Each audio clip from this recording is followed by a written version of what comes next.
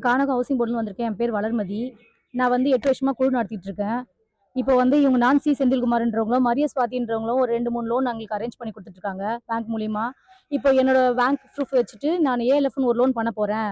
அந்த லோன் மூலியமா வந்து உங்களுக்கு ஒரு லோன் காசு வரும் அப்படின்னு சொல்லிட்டு எங்களுக்கு காசை கட்டி எங்களை இது பண்ணாங்க. பேங்க்லயும் வந்து பேங்க் ஆதம்பாக்கம் பிரான்ச் ஐஓபி பிரான்ச்ல வந்து 17 லட்சம் ரூபாய் லோன் எங்களுக்கு சாங்ஷன் ஆயிடுச்சு. எங்க அக்கௌண்ட்ல விழுந்த காசை எங்களை வச்சே வித்ட்ரா பண்ணி அவங்க கையில வாங்கிக்கிட்டாங்க. வாங்கிக்கிட்டு எதுவும் பேசவே இல்லை. பொண்ணு நிச்சயார்த்தம் அப்படி இப்படின்னு சொல்லிட்டு சாக்கு சொல்லி எங்களுக்கு அவாய்ட் பண்ணிட்டு இருந்தாங்க.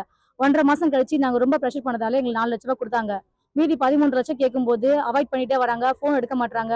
நான் கட்சியில் இருக்கேன், பொறுப்பில் இருக்கேன் அப்படின்னு சொல்லிட்டு எங்களை அவாய்ட் பண்ணுறாங்க. எங்கே போனாலும் எங்களை ஆள் வச்சு மிரட்டுற மாதிரியே பேசுகிறாங்க அவங்க. சரின்னு சொல்லிட்டு இங்கே ஆதம்பாக்கம் போலீஸ் ஸ்டேஷன் வந்தோம். அங்கே பார்த்தா கம்ப்ளைண்ட் எடுக்காம வந்து எங்களுக்கு வந்து பொருளாதார குற்றவியல் பிரிவுக்கு போங்க, நாளைக்கு போங்க, இன்னைக்கு சண்டே லீவு அப்படின்ற மாதிரி சொல்லிட்டாங்க. எல்லாமே 14 பேரும் கஷ்டப்படுற ஃபேமிலி. கொஞ்சம் பார்த்து இந்த அரேஞ்ச் பண்ணி வாங்கி கொடுத்தா ரொம்ப நல்லா இருக்கும் சார். இதனால உங்களுக்கு என்ன மாதிரி கஷ்டங்கள் இருக்கு? சார் எங்களால பேங்க்ல வந்து இஎம்ஐ கட்ட முடியல. பேங்க் ப்ரெஷர் பண்றதால எங்களால இஎம்ஐ கட்ட முடியல. இவங்க காசு வாங்கி வச்சதால எங்களால காசு கட்ட முடியல. 14 பேர் இருக்காங்க சார்.